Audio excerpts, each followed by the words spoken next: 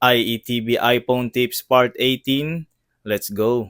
So lagi kayong umaalis ng mga barkada mo at ikaw lang ang naka-iPhone. So possible talaga guys na ikaw ang taya kapag magte-take kayo ng picture.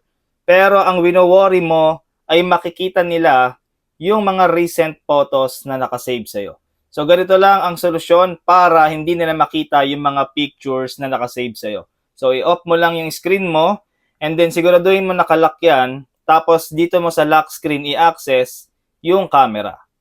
So pagka-access mo ng camera, hindi na nila makikita yung mga recent photo na nakasave sa'yo. So ganito yan guys, ang makikita na lang nila dyan ay kung ano yung mga iti-take nyo na photo ng mga barkada mo or kung sino man ang manghihiram ng phone sa'yo. So ayan guys, kapag magpapahiram kayo at ayaw nyo makita yung mga nakasave na photos sa inyo, ganyan lang ang gagawin nyo.